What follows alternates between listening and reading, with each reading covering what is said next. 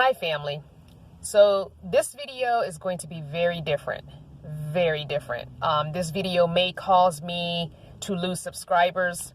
This video may cause backlash. This video might be the end of my channel. I don't know what kind of repercussions are going to come from this video. However, the story needs to be told, and because I have someone willing to tell their story, this is not the first time I've heard this same or similar story from someone, but this is the first time that someone was willing to share their story on camera.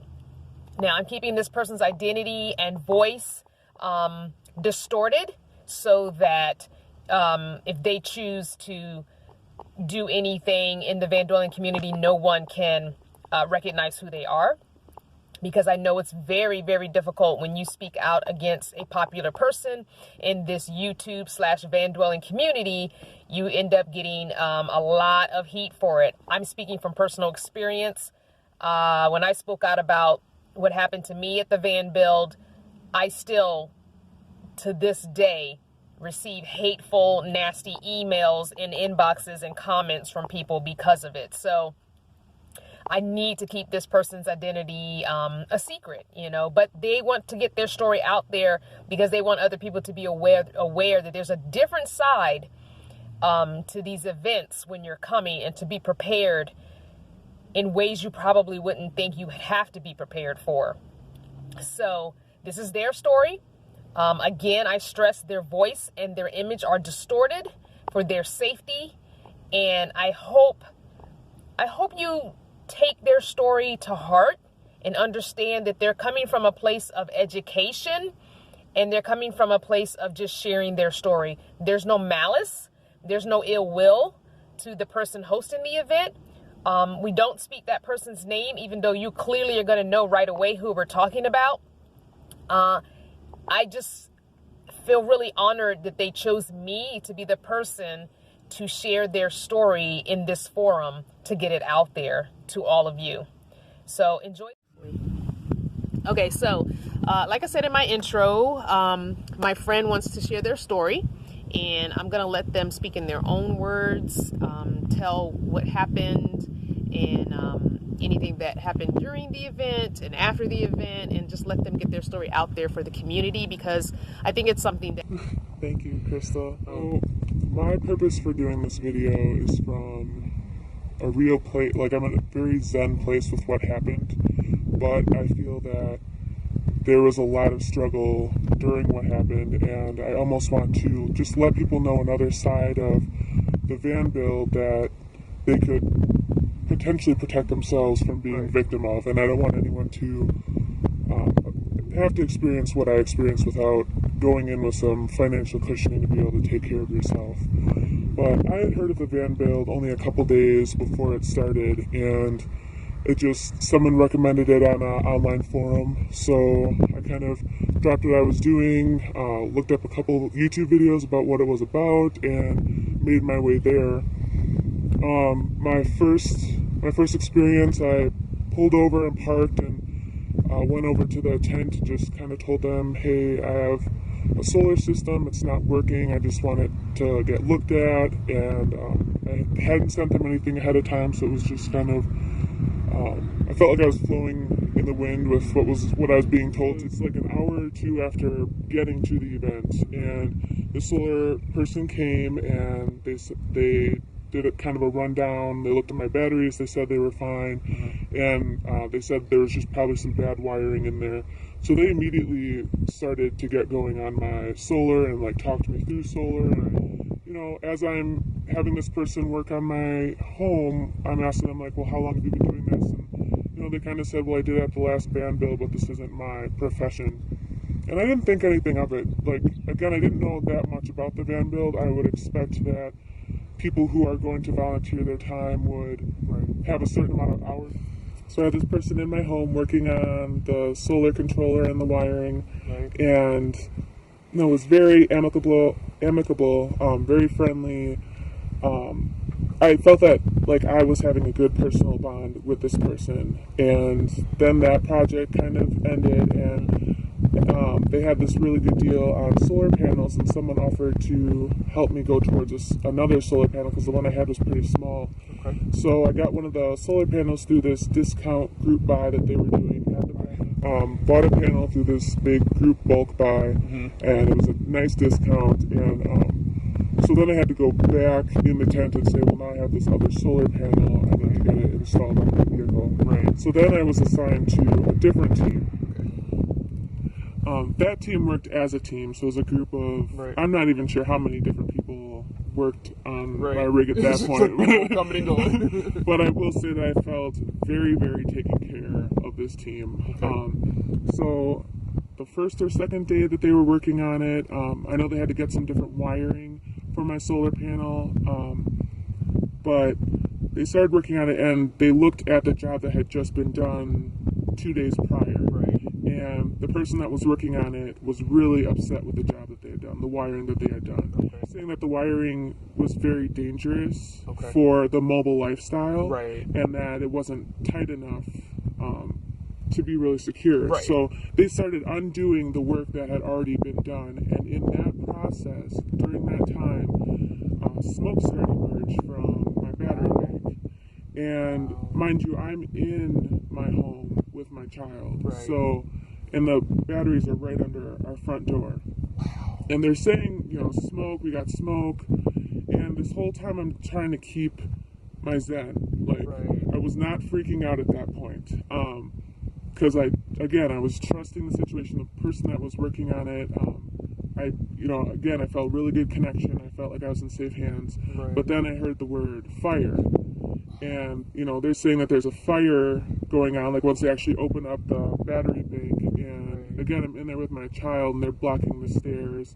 You know, they're yelling. Exit. Yeah, they're yelling for a fire extinguisher. And it took me a couple seconds, and then I was like, oh, I have a fire extinguisher right here within arm's reach, which was right at my door. And it finally clicked for me to grab that, calmly hand it over, and the fire was put out. Now, I don't know much about electrical fires, but I know they can do quite a bit of damage in a small amount of time, and we don't know how long the fire was actually happening. Like, I wasn't on the outside, so I did not see flames. Like, luckily I don't have that memory. But they didn't really know how much damage it had done. It had melted some wires. They were worried they had ruined the controller, but it didn't ruin the controller. So at first it didn't seem like there had been a lot of damage done.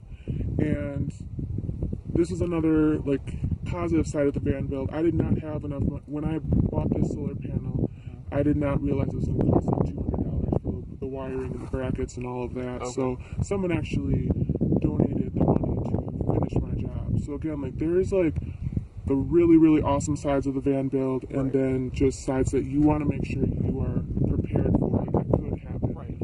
Just making people aware. Yes, absolutely. So after the fire, they really, really took care of us and made sure that everything they did was child safe, essentially. Good. So they got me the biggest wires that they could. They essentially, they were just very, very proud of the job they were doing and showing other people, this is how it should be done. We're doing it this way because, a child can yank on cords and rip stuff out. So I felt I was, still kind of asked to leave during the day when they were working on my home, and that made me feel a certain way sometimes, but they did the job, and they did it really well. All the wiring, everything's been inspected by several people since then, and they did a really good job on that. So I leave the van build, and I go into the city this is holiday weekend, so I go into the city to do some errands and grocery shop.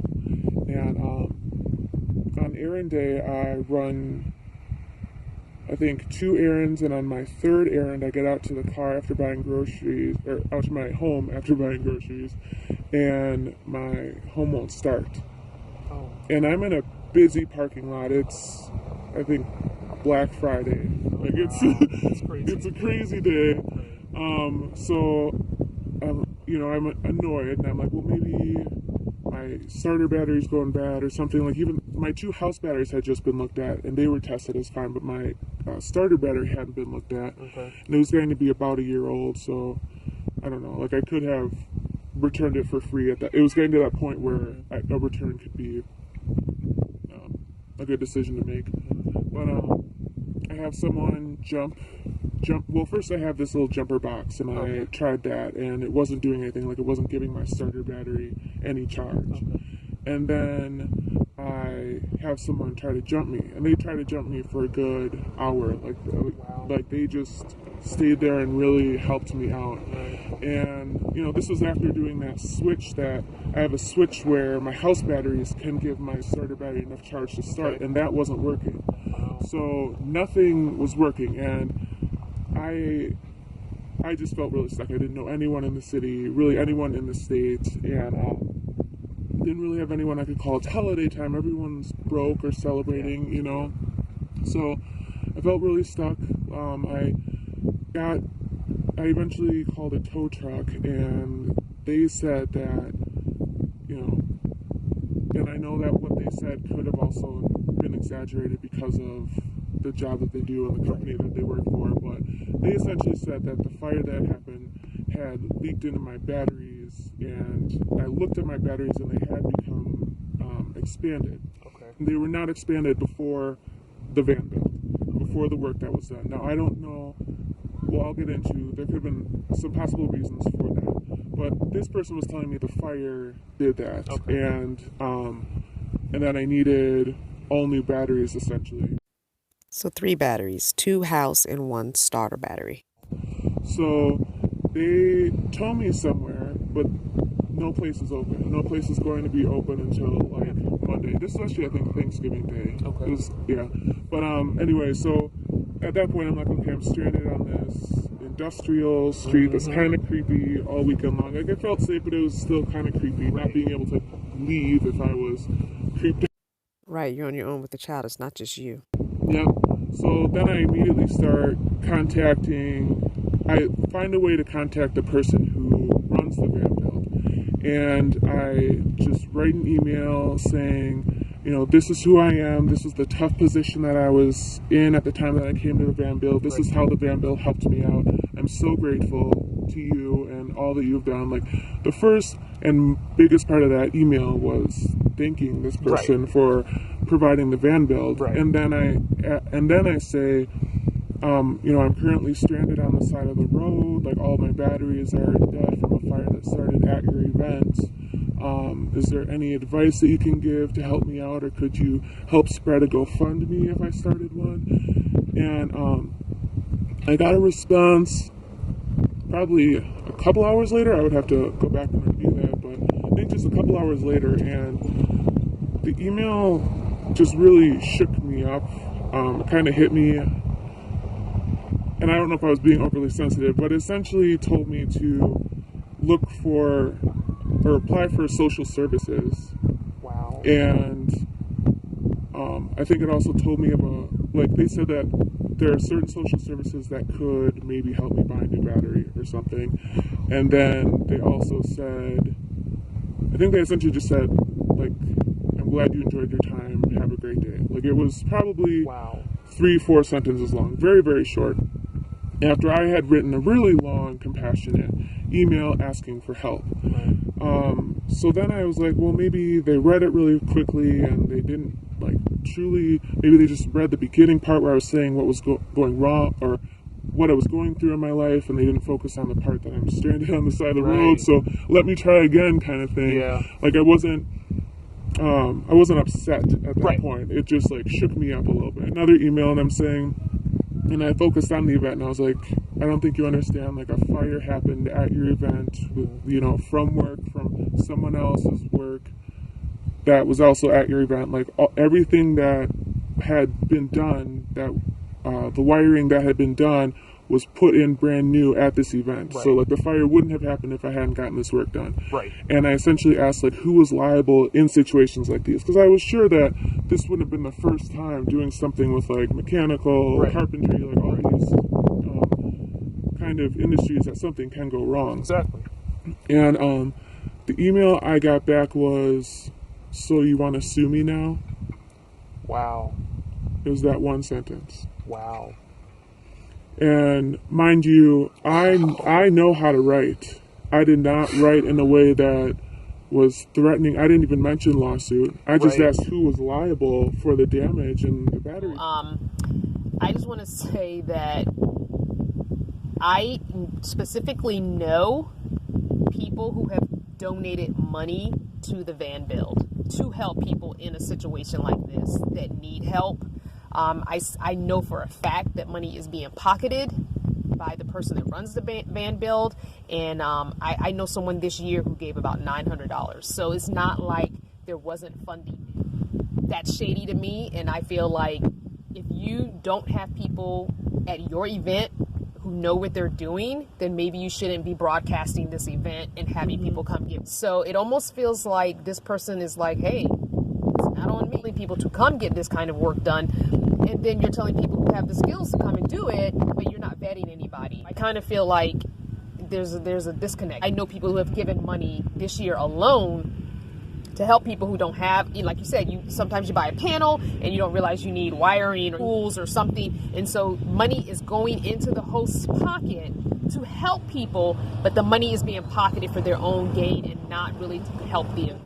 Just like you said, like the fact that I asked specifically for a GoFundMe, like I wasn't even asking for the money. I knew that if this person had made a YouTube video, I would have gotten the help that I needed like in a day or two. Easy. So this person was just like, and I hear now that they were bombarded with, emails about solar installs that went wrong and stuff, but still, like when it's my second email and you reply with just such a, like one sentence, like I have a child. Yeah. And something else that happened that I think is not necessarily shady, but I don't feel right about the timing of how this happened. So when it originally happened, I called the person who ran the team on my solar build, and I was like, well, maybe some wiring is off or something, and I couldn't get in contact with them. Called them maybe 3 times. After I send the second email to this person, I get a call back, which is hours later.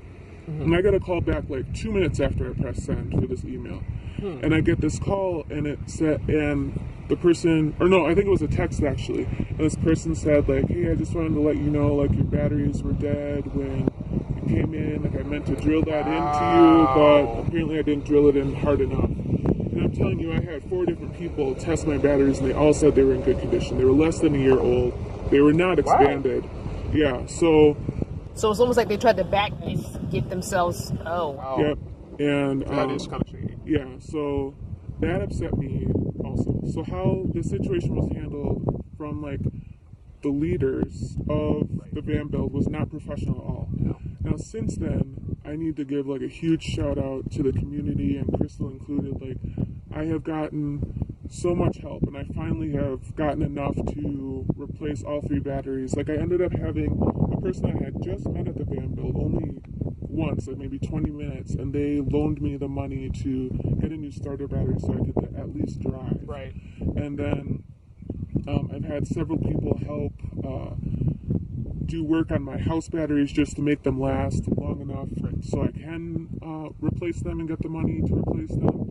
And I've also had people reach into their pockets and offer me financial support. And I've met so many amazing people, and I feel that just sharing this story really gave people a different perspective on how to take care of themselves in situations like these. Like had I known, when I showed up, had I known that this was going to happen, I would have at least taken pictures of my rig before. Like maybe even having someone inspect it and like sign a sheet saying you inspected it, saying like I came in with my batteries working and stuff, because you don't want something like this happening. Like this is your home. Exactly. Like a fire started in my home. Exactly. Like this isn't just my car where something goes wrong. Like everything I own is in here. Exactly. So it really hit home, and I was a nervous wreck for like days after it happened. And I've just now, I'm shaking a little as I'm like really revisiting it and talking about it. Like I said, I just got enough to like really replace the batteries. So That's good. Once they're in, then I feel like I'll finally be able to shed that final coat of anxiety. But Yeah, I would definitely just think twice before you have anyone work on your vehicle. Right. Be present, Right. ask questions. If you don't know enough, maybe find a friend who does, who right. can just shadow and Right. make sure you're protected. Definitely. Yeah, and again, like, I don't want to start drama with this, but I really feel that people should know and be able to protect themselves in instances like this. Yeah, I agree. Yeah, this is definitely not something to start drama, but it's a story that needs to be out there and told, because you only see one side sometimes of these events and you don't see the fallout. I mean, there have been a few videos floating around on YouTube where people pulled their cabinetry out because it was no good and it was done at this event. I heard people last year lost solar panels off their rigs while driving after this event. All kinds of things have happened after this event because people did not have the skills that they were presented as having and were told that, yes, this person can do the work. So this is more an educational type thing, because I'm talking hundreds of people go to this event and it gets bigger each year. We just want people to be aware. And it wasn't like my friend was in a position to need excess money to replace batteries, because that's not something that was a problem. They had enough to do the job, and the job were done. If the job were done correctly, this wouldn't be an issue for them. So it's not like they should have had enough money and they should have brought more money. Why would you need to when you have 3 perfectly fine batteries that got ruined at an event? You're not thinking, I'm going to need to replace my batteries when the batteries had no issues. So I don't want people thinking that, well, this person shouldn't have gone without having the money to replace the batteries. The batteries were in good shape. When you have to dip into your savings for something that should not have been an issue, that makes it hard. And trying to care for a kid and everything, it's unfortunate that the hosts of the Vanville did not step up to the plate. And I'm thinking that this is probably something they need to put on hold, so that they do have legitimate people with legitimate skills. I feel like people should not donate to an event that they thinking is really helping the community when part of the community is not really being helped. They're pulling out the work is being done subpar. It's really, it's not. Luckily, when I met my friend in January, and we've kind of been camping on and off together for a while, and I just let the story was told to me, and I told other people. Like they said, the community just gathered around and was like, look, here's 20, here's 50, here's 100, whatever we can do, because we all want to be safe, and we've all been there. We've all been in a position where we needed something done. It either wasn't done right or we couldn't afford to do it, and somebody helped us. So it's always a pay it forward. Like I said in the intro, their identity is going to be, remain anonymous. The voice will be distorted and the image will be distorted, because you guys know that I had my issues at this event a couple of years ago, and the backlash that I got for it, and I'm still getting for it. So I don't want anything to happen with my friend as far as that goes. It's not necessary for the story to be told, for any backlash to come. Just getting the word out there, that's all. So thank you. All right, family, thanks for watching. I'll see you in the next video.